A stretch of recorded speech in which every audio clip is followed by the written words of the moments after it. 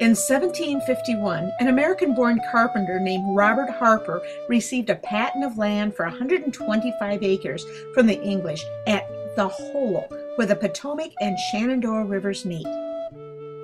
The great waterways allowed for an abundance of transportation and settlement, making this location a perfect starting point for European and American settlers moving into the beautiful Shenandoah Valley and westward.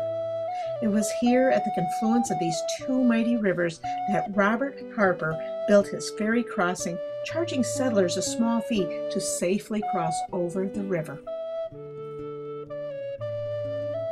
Within 12 years, in 1763, Virginia's Federal Assembly voted to establish the town of Shenandoah Falls, Virginia, near Harper's Ferry crossing.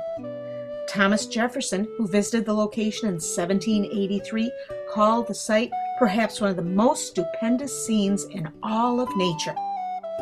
The popularity of the location soon grew, and by 1794, George Washington, who had visited the site and had family that lived nearby, selected Shenandoah Falls, or Harper's Ferry, to be one of the best locations to build one of two federal arsenals where the river power and transportation would allow for the metal works to produce guns, ammunition, and artillery pieces for the U.S. government, the other location being in Springfield, Massachusetts.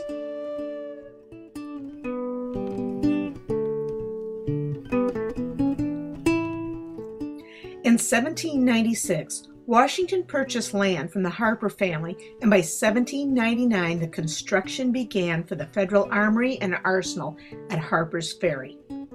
A booming industrial town, by 1833, the Chesapeake and Ohio Canal linked Harper's Ferry to Washington, D.C., a distance of only about 60 miles.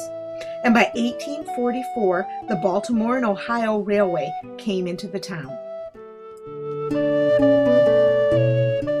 John Brown, born in Connecticut, moved his family westward to Kansas. He was a small business laborer and an abolitionist who believed in a radical way to force human rights. He believed that the only way to stop slavery permanently was by violent, armed insurrection. On the eve of the Civil War in 1859, John Brown decided he'd use the strength of the abolitionist movement to create a slavery bull that would invade upon Southern slave owners his personal wrath and loathing, using escaped slaves as his soldiers. But to do this, he needed guns, cannons, artillery, ammunition, and slave soldiers.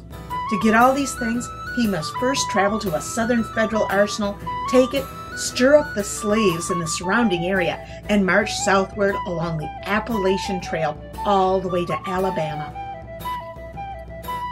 John Brown made his way across the country from Kansas to Maryland, where he and his family rented a small farmhouse near Harper's Ferry under the alias of Isaac Smith.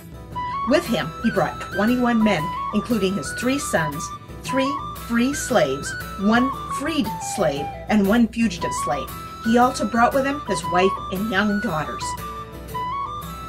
From this location, he made his plans to raid the Federal Armory and Arsenal at Harper's Ferry. On the eve of October 16, 1859, John Brown and his men left the rented farmhouse in Washington County, Maryland, and made their way to Harper's Ferry, just 5 miles distance. But on the way, they stopped to capture Colonel Lewis Washington, a great-grandnephew of George Washington, release his slaves, and take 2 relics that once belonged to George Washington. One was Washington's battle sword, and the other a set of pistols, both considered by John Brown to be good luck, as it got George Washington through his battles. Once this was achieved, they moved on to Harper's Ferry, capturing watchmen and townspeople. They cut telegraph wires, seized the Baltimore and Ohio train that passed through, and took the life of Hayward Shepherd, who was a baggage handler for the train, who dared confront the raiders in his defiance. Shepherd, ironically, was a freed black man and the first victim of the raiders. John Brown, in remorse for Shepherd's death, released the train, but the conductor, all the way back to Washington, D.C., alerted every authority along the path. John Brown was surprised when local slaves did not join him and his raiders, but joined the local townspeople to protect them and their homes and family. Early morning on October 17, 1859, Brown discovered that locals were surrounding the arsenal and armory, protecting it from Brown's raiders, while others surrounded Brown and his raiders and captives at John Brown's Fort, located just across the street from the arsenal and armory.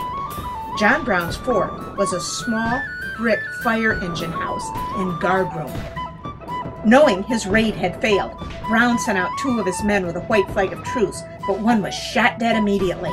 The locals was accepting no truce, and President James Buchanan ordered the U.S. Marines to march on Harper's Ferry under the command of then U.S. Brigadier Colonel Robert E. Lee.